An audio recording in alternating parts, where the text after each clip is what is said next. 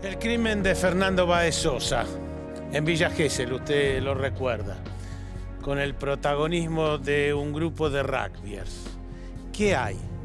¿Hay algo de planificación en lo que pasó con un saldo trágico? ¿Hay algo de cultura del que más tiene respecto del que menos tiene? ¿Hay una cultura rugbyer? ¿Hay una cultura racial?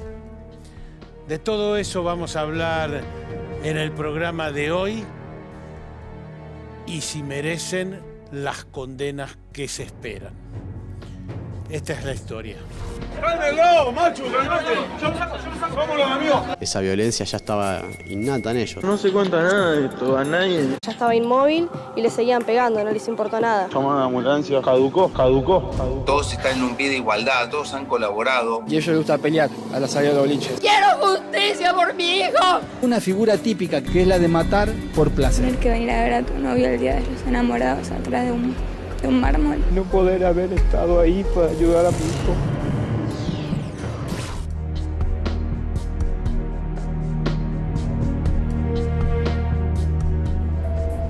El sábado 18 de enero de 2020, Fernando Báez Sosa, de 18 años, fue a bailar junto a 6 amigos al boliche Lebrick, en Villa Gesell.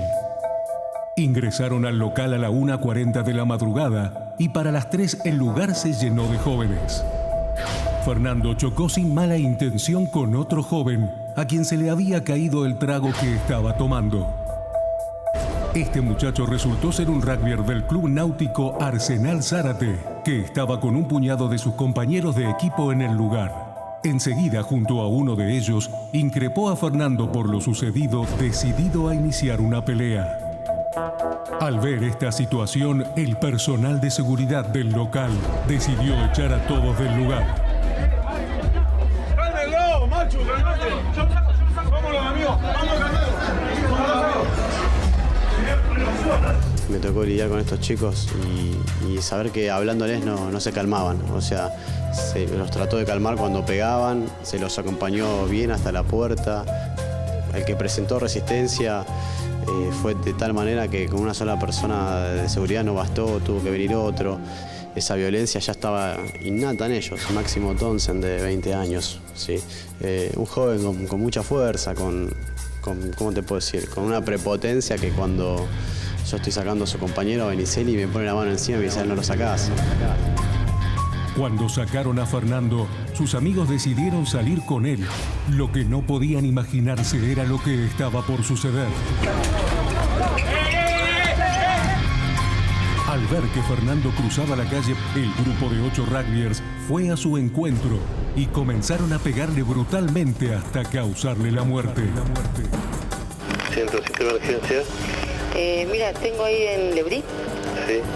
Hay un masculino, le dieron una golpiza y quedó inconsciente. Está muy golpeado. Dale.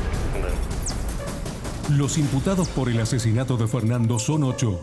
Máximo Thompson, Ciro Pertossi, Luciano Pertossi, Lucas Pertossi, Enzo Comelli, Matías Benicelli, Blas Sinali y Ayrton Violás.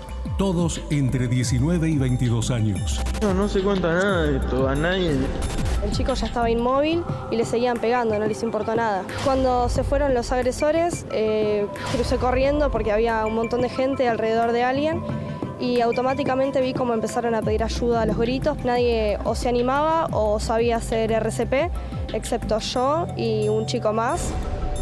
Que todos están en un pie de igualdad, que todos han colaborado para este mismo resultado, que es el asesinato de Fernando. Alrededor de las 10:30 de la mañana, finalmente detuvieron a los rugbyers, que fueron encontrados durmiendo en la casa donde se alojaban. Allí la policía confiscó una zapatilla manchada con sangre, cuyo dibujo de la suela coincidía con la marca que había quedado en la cara de Fernando tras el ataque. Cuando estaba ya inmóvil y desvanecido Fernando, le decían, levantate, negro de mierda. La zapatilla en cuestión pertenecía a Máximo Thompson.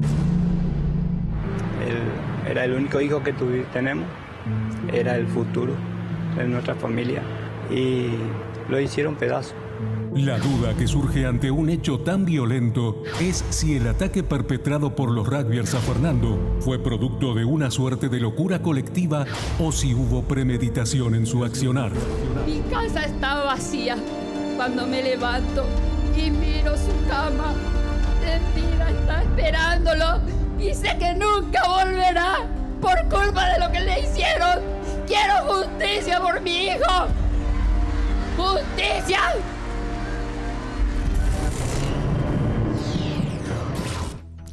Doctor Raúl Torre, bueno, uno que no supiera el final diría fue una pelea de las que se ven todos los fines de semana.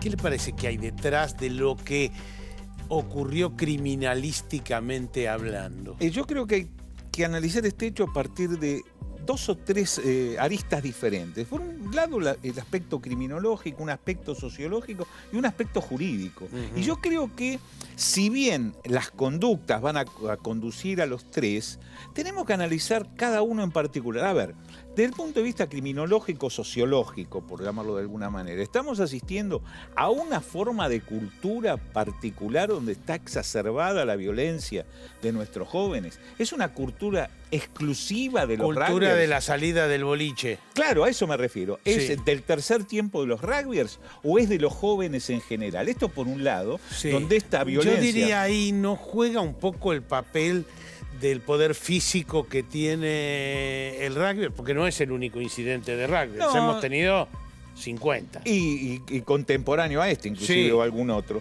Yo creo que tiene un poquito que ver indudablemente con una cultura propia de los rugby, una suerte de folclore Sí. a partir del tercer tiempo, de tomar Y por alguna ahí copa. ni siquiera de los rugbyers, sino de gimnasio, de forzudos. De aquellos que hacen un ejercicio físico importante. Sí. Y desde el punto de vista jurídico, a mí me cuesta ver cómo se va a probar que estos jóvenes tuvieron un acuerdo previo, que desde el punto de vista intelectual coincidieron en salir y dar muerte. Más allá de que fácticamente la muerte se produjo. Hay un homicidio. Sin ninguna duda. Hay un homicidio y hay responsables. Claro, pero desde el punto de vista jurídico, por eso, Tuni, este homicidio tiene de tantas perspectivas. Puede ser desde una preterintencionalidad, un homicidio en riña, o efectivamente el artículo 80 del Código Penal, donde el homicidio simple se encuentra agravado por la pluralidad de autores y el acuerdo previo. Por eso, a mí me interesaría ver la prueba, a cuál de estos flancos jurídicos va a llevar, ¿verdad? Porque a usted no le termina de cerrar que esto fue un plan preconcebido entre los 10, 11 muchachos. No, yo no digo que no haya sido, yo digo cómo lo vamos a probar, cómo la justicia, la fiscalía tiene a su cargo la exposición de la prueba y convencer al tribunal oral, pero quiero saber cómo se va a probar eso. Porque, a ver, todos hemos sido contestes en ver en alguna, porque esto ha tenido una excesiva mediatización, excesiva como algún otro caso criminal en la República Argentina, ¿no? Pero uno ha visto en un medio de comunicación decir, ¿ves? Ahí cuando se arrimaron a hablar, ahí estaban poniéndose de acuerdo. No, pero eso hay que probarlo. No es una expectativa, una telenovela esto. Acá estamos hablando de un caso criminal que va a ser juzgado en un tribunal oral, ¿no? Y hay otro, digo, ¿cuántos casos hemos tenido? Hemos tenido un montón de casos. Hay un pibe que murió en Brasil. Sí, claro, que luego fue juzgado en Argentina porque Brasil cedió la jurisdicción. Pasó con el hijo de Valeria Massa, es decir... Sí, claro. Esto como que no es un hecho estratosférico. No, es más, en el caso de Valeria Massa, y en este habría estado presente también, hay aparentemente una especie de enfrentamiento de clases socioeconómicas diferentes, ¿verdad?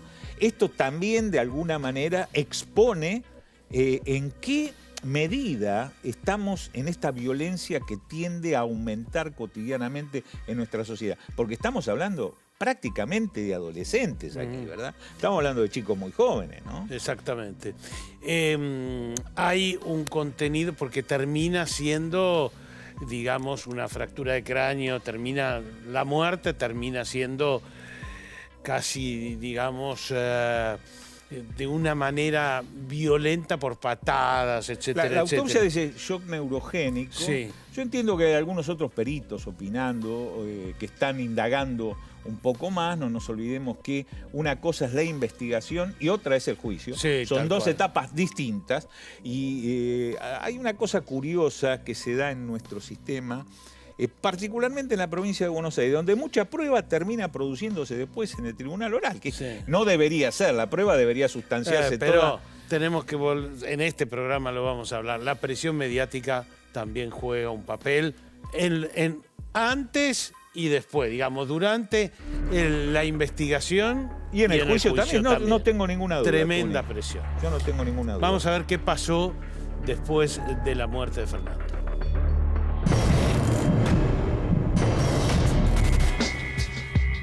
A menos de un mes del crimen, los 8 rugbyers acusados de asesinar a golpes a Fernando Báez Sosa empezaron a cumplir la prisión preventiva en la Alcaldía Departamental 3, en el penal de Melchor Romero de La Plata, a la espera del juicio por el crimen que se les imputa como coautores del delito de homicidio doblemente agravado por alevosía y por el concurso premeditado de 2 o más personas. Esperamos estar fuerte para el día del juicio. Durante la prisión preventiva, según las autoridades penitenciarias, los rugbyers no gozaron de ningún tipo de privilegios. Fueron divididos en 4 celdas con capacidad para 2 personas cada una y sin mantener contacto con el resto de los reclusos del penal. Contaron con celular, pero sin acceso a redes sociales. Y a su vez, se les dio el derecho a salir a caminar en un patio interno alrededor de 3 horas por día. Periódicamente recibieron la visita de sus familiares, que les fueron llevando distintos artículos de uso cotidiano y víveres como complemento de la comida del servicio penitenciario. Los imputados por el asesinato de mi hijo pueden recibir a sus padres, pueden tener teléfono, pueden festejar hasta sus cumpleaños y yo no tengo nada. También se les ordenó un seguimiento médico y psicológico, dado que algunos de ellos experimentaron cuadros depresivos. ¿Pudiste hablar en todo ese tiempo? Que estaban arrepentidos, que estaban borrachos, que fue un error y que la verdad que la gente los juzga como si fueran dioses. De esta manera, los rugbyers esperan que la justicia decida sobre su futuro y se determine si fueron todos partícipes necesarios del asesinato de Fernando o si hubo participantes secundarios entre los acusados.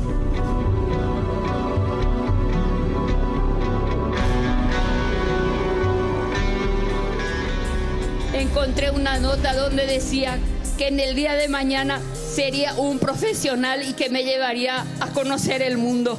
Todo eso quedó atrás.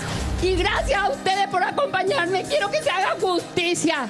Deben pagar lo que le hicieron, que no quede impune. Deben pagar lo que le hicieron, que no quede impune. Doctor Hugo Tomei, gracias por venir. ¿Qué mirada tiene? El doctor Hugo Tomei es el defensor de los rugbyers. ¿Qué mirada tiene sobre lo que pasó? A ver, en primer lugar, defiendo 8 jóvenes acusados de cometer un ilícito. Para mí no son los rugbyers. Me focalizo en un ámbito precisamente judicial. Trato de no estar mirando la cuestión de los medios porque ahí entra mi segunda mirada sobre la cuestión que tiene que ver con cuál es la influencia, siempre me pregunto, de los medios en la decisión de los casos, ¿no? Y mucha. Mucha. Tengo una mirada segura sobre lo que estamos haciendo, porque si hay algo que tenemos todos es que queremos la aplicación de la ley, y la aplicación de la ley es básicamente la verdad y la justicia, si se quiere, ¿no? Es mi concepto, por supuesto que no va a ser compartido, pero creo que la aplicación de la ley es fundamental en esto. Y lo que me pasa, y acá te indico una preocupación, es la influencia de los medios en el Poder Judicial, en este caso en particular, es muy alta, muy alta. Lo viví constantemente y lo vivo con ciertas decisiones que me cuesta de organismos superiores de juzgamiento, pero me usted cuesta estará entender. de acuerdo, doctor Tomei, en que hay una persona muerta y Estamos que de hay acuerdo. una responsabilidad en eso? Sí, y hay un proceso en trámite y se merece la aplicación de la ley. El problema es ese, ¿qué es la aplicación de la ley? ¿Qué es lo que estamos buscando de verdad? Si estamos buscando venganza, porque todos sabemos que esto se puede definir de una manera distinta a lo que se promueve constantemente. La preocupación que tenemos y que tengo personalmente es si el Poder Judicial, no hablo de un tribunal o de un juez en especial, va a estar a esa altura de oponerse a la opinión Pero pública. usted de que va a intentar convencerlos a los jueces de que esto fue una pelea y tuvo un resultado accidental, digamos, esa es su mirada. Eso se deja ver. Hay precisiones que me disculparás, Sí, no te voy a dar hay porque ningún problema. forman Pero- parte de la presentación en el, Sí, en el no hay momento de problema. tribunales. Doctor, pero hay algo sí. que es incuestionable. Más lo hemos dicho en la introducción, lo hablamos con Tuni. Estamos frente a un homicidio. De esto no hay ninguna duda. No creo que nos vayamos a apartar de esa figura. Esto no ha sido una muerte accidental, ni ha sido una muerte autoprovocada. Estamos frente a un homicidio que ha sido provocado por acción de un tercero o terceros. Y esto tiene dos visiones a su vez. ¿Qué ocurrió? Un grupo de jóvenes, conforme lo dice el Ministerio Público, tuvieron un acuerdo previo para salir y cometer el homicidio, o en cambio estos jóvenes, como suele ocurrir cuando actúan en grupo, han interpretado diferentes roles, que no es un dato menor, porque indicaría pena diferente o inclusive la absolución de alguno de ellos. Estoy aventurando, ¿no? Sí, por supuesto. Sin revelar su estrategia ni vulnerar el secreto profesional, por cierto. Por supuesto. Esto tiene que ver con lo que decía recién de la aplicación de la ley. Y de la aplicación de la ley va a surgir cierta responsabilidad para algunos o para otros no. Ingresar en el fondo del tema estaría adelantando una opinión que tengo que manifestar y persuadir al tribunal de cuán equivocada puede estar la Fiscalía en determinadas posiciones, o en todas si se quiere. Hay muchas cosas por decir, muchas cosas por hacer, pero como lo dije desde el primer día, creo que el ámbito adecuado para mí, personalmente, es los tribunales, porque no solo estamos hablando de un homicidio, sino que estamos hablando de personas, y de personas que tienen sentimientos, y de personas que sufren, y de personas que merecen respeto, de un lado y del otro. Y de familia, por cierto. Nosotros profesionales tomamos distancia. Sin meterme en su trabajo, desde ya que a mí me parece que si usted piensa que la cuestión de la prensa y de la opinión pública impacta fuerte en los jueces, de alguna manera le tocará en algún momento explicar que ahí no hubo planificación, algo respecto del espíritu rugbyer, de poder físico o de superioridad física. Digo, sí, porque no es el único incidente, como decíamos antes. Si me permitís, sí. ahí tengo una diferencia. Yo creo que el deporte baja los niveles de violencia que se nota cada día más en nuestra sociedad. No solo hay personas que practican rugby que pueden estar vinculadas a un delito, sino también de otros deportes. Sí. Esto se tomó como que el problema es el rugby. Discrepo absolutamente. Creo que yo jugué rugby, no es que el problema es el deporte, pero hay cierta cultura que está clara, que porque tuvimos una serie de hechos. Hay dentro del sistema carcelario están los espartanos. Sí, sí, sí. O sea, que el rugby utiliza el Estado para como mecanismo un equipo de rugby de resocialización. en un penal, efectivamente. Vamos a resocializar a través del equipo espartano y de toda la obra y está teniendo cierto éxito y está muy bien. Entonces Sí. tenemos un choque de posiciones. No, porque de alguna manera como que sienten un poder, porque son en general no solo pibes, sino grandes, que hacen mucho ejercicio, muchas pesas, se sienten poderosos en una pelea frente a otros que a los que no ven, no en este caso no lo veo, a pesar de que la opinión de los medios de comunicación y la opinión pública. Pero abandonemos la idea de los medios. ¿Su criterio cuál es? mi criterio respecto de qué, del rugby, de lo que dice Tuli. Por ejemplo, porque es uno de los temas que está indudablemente en debate. No, yo creo que es una sociedad violenta, creo que todos participamos de eso, todos contribuimos a que la sociedad sea cada vez más agresiva y el deporte baja los niveles y se toma como punto de partida determinados deportes que lo elevan a la categoría de que porque haces deporte, haces esta inferencia, que para mí es equivocada, es una falacia, porque haces este deporte tenés más intenciones de ir a pelear o a pegar o a agredir. Para mí es falso, por esta cuestión de los espartanos, por esta cuestión de que primero paso por una sociedad violenta, y si no estuviera el deporte, y si no estuviera el rugby, y boxeo, karate, deportes de contacto, creo que estaríamos mucho peor. No se lo puedo indicar, no. Y el segundo tema que se ha instalado a partir, que es una especie de confrontación entre diferentes clases socioeconómicas, ¿esto surge de la prueba? Esa es mi pregunta concreta. No, absolutamente no. Sí, creo que la requisitoria, si ustedes tuvieron, es público, el expediente es público, tuvieron oportunidad de verlo o de verla, la requisitoria, hay ciertos pasajes que parecen extraídos de los medios de comunicación. No tenga duda de que eso es así. Ahí uno se sorprende. Dice, ¿qué está pasando acá? ¿Dónde estoy litigando? ¿No? Nos preparamos para defender la Constitución, la ley, que el tribunal, acercar la información para que el tribunal haga la decisión justa, que tenga que ver con la aplicación del derecho, y estamos en actos del Estado, estamos viendo de qué manera se plasman lenguaje que está en los medios.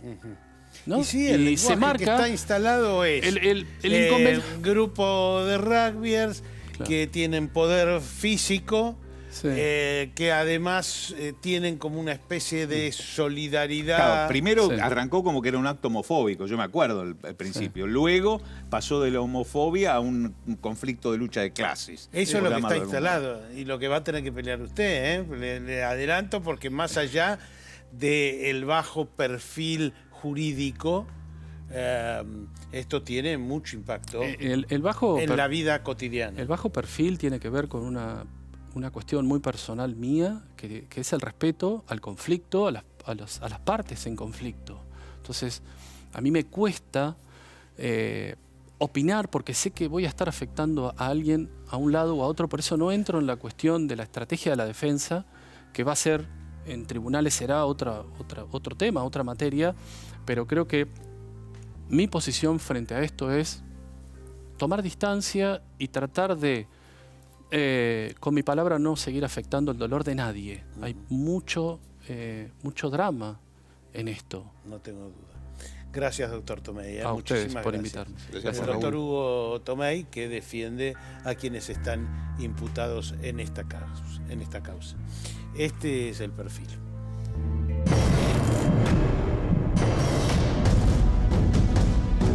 Amigos, estoy acá cerca donde está el pibe y están todavía los gritos, está la policía, llaman a la ambulancia. Caducó. Desde hace tiempo, el ambiente del rugby fue quedando en el ojo de la tormenta a raíz de distintos episodios de violencia en los que se vieron involucrados jugadores de este deporte. La característica principal de estos hechos es que las agresiones se producen en grupo y quienes las padecen suelen estar en inferioridad de condiciones. Manifiestan conductas violentas que evidencian un claro desprecio hacia quienes no forman parte de su grupo de pertenencia. Sé que mi hermano Ayrton no es de pelear. Y a ellos les gusta pelear a la salida de los boliches. Este punto se ve reflejado en el lenguaje utilizado por Lucas Pertossi aquella fatídica madrugada de enero de 2020, en el mensaje de audio que envió para avisarles a sus compañeros que Baez Sosa había muerto. Caducó. Poco después de enviar este mensaje, Pertossi fue junto a Thompson a cambiarse de ropa y a continuación, ambos ingresaron a un local de comidas rápidas para desayunar. Del análisis de los chats registrados en el grupo de WhatsApp de los rugbyers, surge que, a partir de tomar conocimiento de que habían matado a Fernando, pautaron un pacto de silencio. No se cuenta nada de esto a nadie. No se cuenta nada de esto a nadie. Acusados de asesinato, los rugbyers de Zárate se mantuvieron enfocados en no dar detalles sobre lo sucedido. De hecho, aún cumpliendo prisión preventiva, decidieron respetar esta alianza estratégica. Cuando hay un grupo de culpables, el silencio es la única respuesta que pueden dar a una situación de estas características. Recién pasados poco más de 2 años de la fecha del crimen, fue el padre de Lucas, Isiro Pertossi, quien rompió este pacto de silencio al argumentar que Lucas no debería estar preso, ya que solo grabó la agresión a Baez Sosa, pero no habría participado de la misma. Y los vi apenados, apesadumbrados, están mal y están arrepentidos. Fue un error, muchos estaban alcoholizados. Es como ir con un auto y llevarte por delante de una persona. Sí, está mal. Seguramente está mal. Se especula que de quedar probada la premeditación, judicialmente podría agregarse el agravante de homicidio por placer. La pena que tiene previsto el delito ya tiene la pena máxima que tiene el Código Penal. O sea, es prisión perpetua. Lo que sí puede pasar es que a partir de esta incorporación de pruebas, sumado a algunos testimonios que ya están incorporados en la causa, nos permita hablar de una figura típica que por el momento no se nombró, que es la de matar por placer. Matar por placer, por placer. Había uno que filmaba y que alentaba que mátelo, a ese negro. Quisiera volver atrás y decirle a mi hijo que corra, porque cada vez que veo ese video no te puedo explicar la furia que tengo.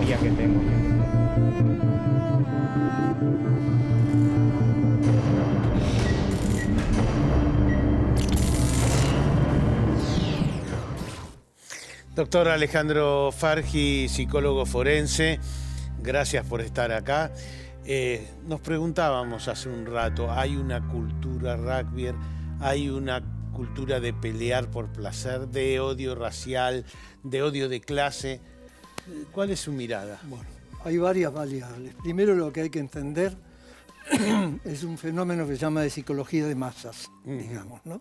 Este es un grupo homogéneo, que tiene una conciencia de clase, una conciencia elitista, porque si no lo tuviera, el negro de mierda no existiría. ¿Se entiende? Entonces, eso le da ilusoriamente, imaginariamente, cierto poder. ¿Qué pasa con el fenómeno de masas? A ver, yo puedo tener antipatía por una persona, ¿no? Entonces no la saludo, no hablo con ella, me alejo. Pero si esa antipatía se convierte en odio, el ideal es la crueldad. Acá el ideal fue la crueldad. Esto de matar por placer se asemeja bastante, ¿sí? Pero por placer en el sentido de que es otra clase, no es mi semejante. No es mi semejante, pero todos los casos son diferentes. Este es un negrito, el otro es rubio de ojos celestes. Digo, porque todo el tiempo tenemos hechos parecidos o de algún parecido, a la salida de un pero boliche. Este es un hecho muy específico. Acá es una cultura de gente de una posición económica buena, donde tienen la ley los chicos pinchadas con alfileres, y eso tiene que ver mucho la función del padre, que es introducir lo permitido y lo prohibido, y ellos se convirtieron en la propia ley. Bueno, hay una cultura además de la superioridad física, me imagino. ¿O sí, no, pero no lo convence eso? Para mí no, la superioridad física es secundaria. Secundaria. Sí. Para mí es el hecho subjetivo de ellos de la superioridad de clase. De clase social. Entonces, me tiró, ¿qué derecho tiene de tirarme una bebida? Es un negro de mierda, lo vamos a liquidar. Y así fue. Bueno, pero doctor, el homicidio por placer requiere la voluntad criminal, o sea, preordenada de ir y matar. ¿Usted cree que realmente ellos salieron con la voluntad de matar? No salieron con la voluntad de matar, pero lo que pasó es que en este tipo de fenómenos, a ver, la represión se relaja y lo que sale son las pulsiones agresivas. Y entonces una exacerbación de la violencia. Exactamente, una exacerbación de la pulsión agresiva. Pero no es que, a ver, un segundito, Tuni. No son todos sádicos y vamos a matarlo y vamos a disfrutar de esto. Este fenómeno es un fenómeno global, es también individual porque participaron casi todos, digamos, ¿no? Y hay un fenómeno que se llama identificación. Cada uno se fue identificando al otro. Las identificaciones son muy comunes porque pertenecen a una misma clase, a un mismo equipo, a una misma cultura y a la internalización de una ley muy débil. Mi pregunta va en ese sentido, doctor, esta pregunta que le quiero formular. ¿Qué actúa? ¿Un grupo homogéneo o hubo una división de roles, alguien que comanda, alguien que dirige? En todo fenómeno de masa siempre hay un líder. No sé cuál fue el líder. Y ese líder, pero en este caso es muy fácil, porque es un grupo social con una cultura homogénea, elitista, narcisista, prepotente, omnipotente, digamos, donde la ley para ellos no existe. Ellos se olvidan de un principio que dijo Cicerón, que usted lo debe saber. Para ser libre hay que ser esclavo de la ley, decía. ¿No es cierto? Bueno, ¿de qué ley se trata? De la ley de ellos, de la ley de un psicópata. Son personalidades de acción. En la psicopatología, yo he trabajado 30 años en un hospital, los peores criminales son los que se refieren a las personalidades de acción, porque no reflexionan, no pueden reflexionar. No, tampoco tienen culpa ni remordimiento. No tienen ni sentimiento de culpa, no tienen empatía por el otro, no hay arrepentimiento porque no hay sentimiento de culpa. ¿De qué me voy a arrepentir? Y la ley soy yo soy la ley. Entonces, todos estos fenómenos confluyen. No es un fenómeno de la opinión pública, como decía el abogado, porque no le queda otra, digamos, ¿no? Bueno, hace su trabajo también, bueno, ¿no? ese es su trabajo, allá él. Digamos, cada uno elige lo que hace. Pero me parece que tiene que caerles, es un delito agravado. Yo no soy abogado, pero bueno, trabajé como asesor 10 años en un juzgado de familia y sé muy bien lo que significa la ley.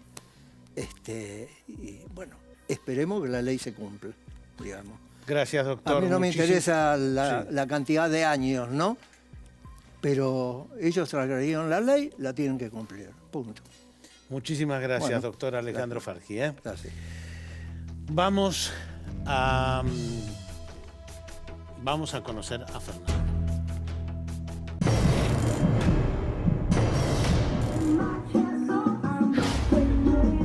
Fernando Báez Sosa era el único hijo de una familia de clase trabajadora. Gracias a su esfuerzo, logró ganar una beca en el Colegio Marianista de Caballito, donde quedó seleccionado entre 400 postulantes. Ahí conoció a Julieta Rossi, quien sería su novia. Es horrible tener que venir a ver a tu novia el día de los enamorados atrás de un mármol. Es horrible. La noche que mataron a Fernando, ella también estuvo presente en la discoteca. Faltaba poco para que cumplieran su primer aniversario. Yo hablé con la fiscal el día que pasó todo y me dijo que iba a hacer todo lo posible para que se haga justicia. Cuando terminó la secundaria, Fernando decidió anotarse en la Universidad de Buenos Aires para estudiar Derecho. Amaba a su novia. Eran felices y le arruinó la vida a esta chica, que lo amaba, que tenía ilusiones, un proyecto juntos de llegar a ser abogados los dos. El año previo a ser asesinado, Fernando había aprobado todas las materias del ciclo básico común. La idea era que su premio fueran aquellas mini vacaciones de 4 días en la playa, las primeras sin sus padres, las primeras con amigos. El dolor que siento y no poder haber estado ahí para ayudar a mi hijo. Eso es lo que me duele tanto, porque nadie le pudo ayudar a mi hijo. Ante una situación tan dramática como evitable, ¿qué medidas de seguridad es necesario adoptar para que no ocurran más casos como el de Fernando? Hoy venimos a visitar a Fernando, desahogarnos un poco, porque es triste no tener a Fernando. y ver tanta gente que nos apoya y nos da su cariño, su fuerza. Y creo que eso nos hace bien, venir un rato acá, venir a su tumba, contarle lo que pasó ayer, contarle cómo estamos. Estamos destrozados en mil pedazos, pero no nos rendimos. Seguimos pidiendo justicia por Fernando. Bueno, Graciela es la madre de Fernando Báez Sosa y bueno, como ven en la imagen, ella sigue y va a seguir en la pelea por justicia. Ese me imagino que sigue siendo su reclamo, ¿no? Sí, exactamente. Busco justicia por mi hijo. Es lo que me mantiene de pie para no decaer. Claro. Quiero ser fuerte y luchar para el día que llegue el juicio. ¿No piensa usted que acá hubo como una pelea entre chicos, etcétera, etcétera, como tantas veces, y hay un grupo de rugbyers con poder físico que aprovechan su situación? Pero que fue una pelea. No piensa usted eso, me imagino. No, yo no pienso eso, porque Fernando era un chico muy bueno que nunca tuvo enemigo, nunca se peleaba con nadie. Lo que nos pasó es terrible. Sí.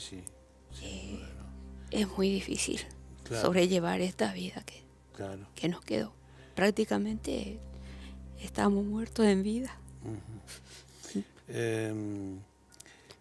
De alguna manera, él tiene un toque dentro del boliche, no pasa absolutamente nada, se va tranquilo, él del boliche, y termina, digamos, asesinado por un grupo enorme, en algo que fue desigual. Sí, exactamente. Yo diría que son unos cobardes para atacar así a una sola persona. Lo destruyeron a mi hijo, no le tuvieron piedad alguna. Inclusive mi hijo ya estaba en su última morada, digamos, en su último respiro, y le gritaban, levántate, negro sucio, que te hacías el lindo.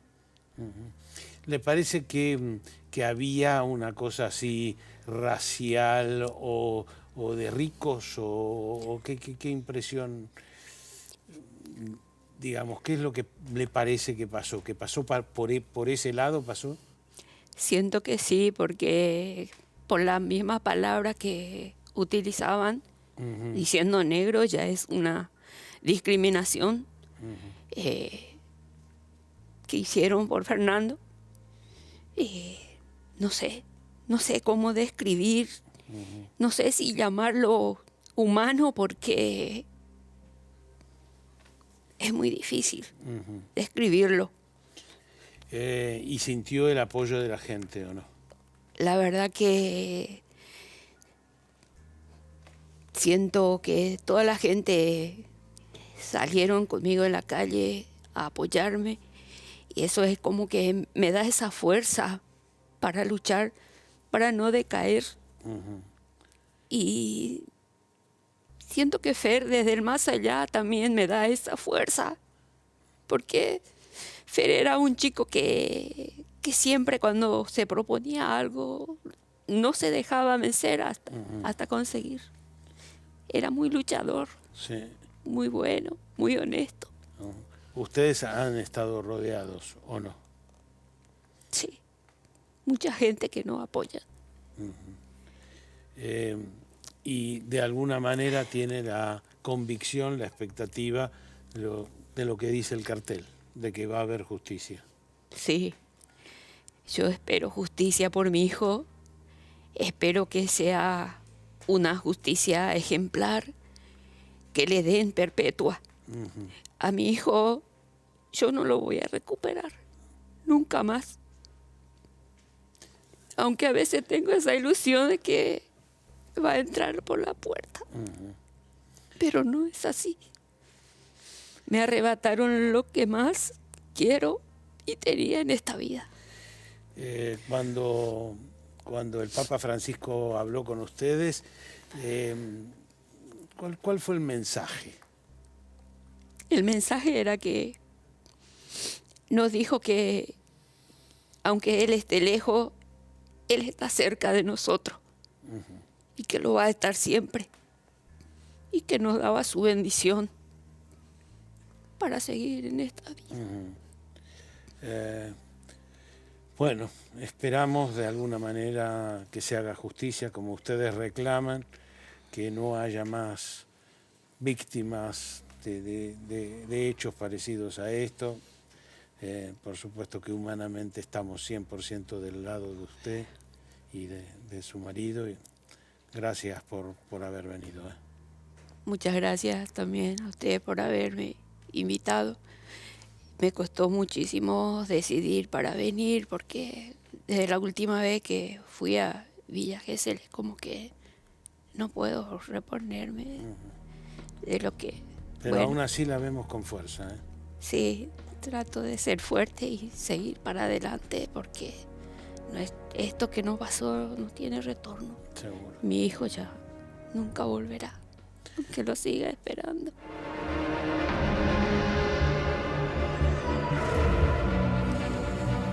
Doctor Torre, ¿cuánto peso tiene esa zapatilla con sangre en una causa judicial? En este caso particular yo creo que es muy interesante porque en principio es utilizada por los mismos imputados para incriminar a alguien distinto, Sí, ¿verdad? a un chico que ellos conocían y medio maltrataban de su ciudad y le echaron la culpa. Afortunadamente Pablo Ventura pudo probar que estaba en Zárate en un restaurante. Pero analicemos la cuestión. De alguna manera están haciendo un acting out, como sacando su culpa y trasladándosela a otro, y también al mismo tiempo desprendiéndose de toda posibilidad de imputación. Es muy interesante todo el trabajo que ha hecho la Fiscalía de análisis de comunicaciones entre ellos, de ver las conductas que tuvieron, porque en todo caso criminal, pero particularmente en este, hay que estudiar lo que se llama la criminogénesis. ¿Cuál fue el comportamiento antes? ¿Cuál fue el comportamiento durante? Antes fue esta foto. Muy bien. Y después del caso, Estaban ¿verdad? muy tranquilos, etcétera. Pero también estaban muy tranquilos después. Por eso digo, la criminogénesis contempla los tres aspectos. Por ahí a esta hora, a esta hora de la foto, que fue después, ellos todavía no sabían la catástrofe. Sabían que por ahí ellos, rugbyers... No, pero en alguna comunicación entre ellos dijeron, ese muchacho caducó. Sí. Utilizaron la palabra caducó, que Sí. obviamente...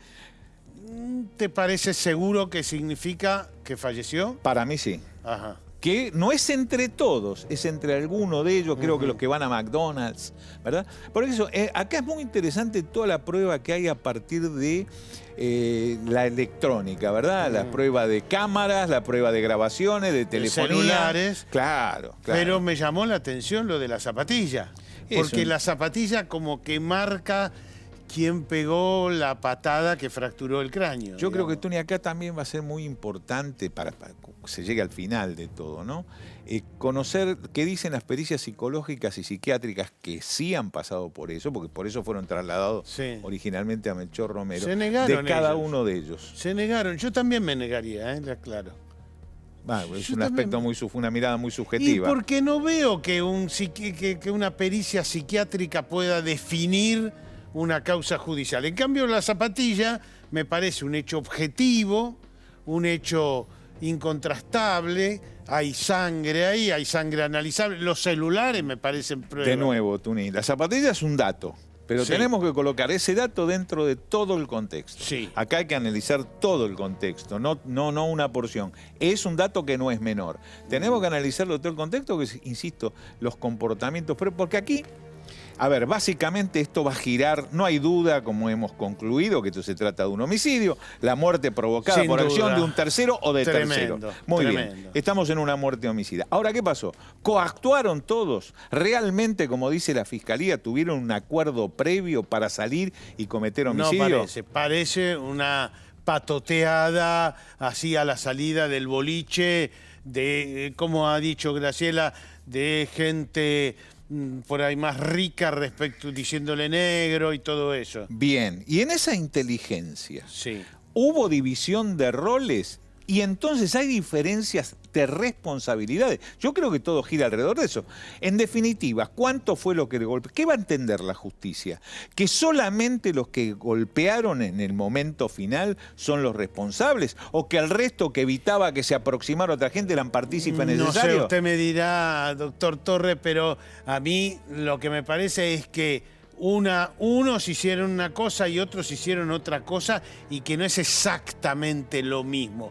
Pero tengo dudas. Bueno, hay que ver si en ese no es lo mismo. Hay división de roles y a lo mejor son partícipes necesarios, con lo cual le corresponde... que le pegaron a amigos de Fernando para que no se metan. Claro, por eso digo, en esa división de roles, a lo mejor fueron partícipes necesarios y le va a corresponder la misma pena. Ellos tuvieron una conducta ese mismo día que sustrajeron, creo que un handy, un bastón a un policía, lo que indica que son transgresores por naturaleza, pero transgresores quiere decir homicidas. O sea, quiere decir, ellos resolvieron matar. Esta por lo menos es la duda que tengo yo y que va a ver la prueba cómo lo muestra, ¿no? Más allá de quién pegó, etcétera, etcétera, que tendrá la responsabilidad homicida más directa, pero también los otros formaron parte de la patota. No, aquí no hay duda. Acá hay que ver si todos son responsables en bloque o hay responsabilidades individuales distintas. Y la justicia entiende que necesitan o que van a resolver con penas distintas, ¿no? Gracias, doctor Torres. Gracias, Tuní. El hecho fundamental acá es que da la impresión que esto se repite. Esto fue catastrófico. Tuvo un final terrible, terrible, de por vida. Pero nuestra idea, nuestra función es que estas cosas no pasen más. El odio de clase, el odio racial, esta cultura de lo físico, todo eso es lo que necesitamos que no se repita. Hasta la próxima.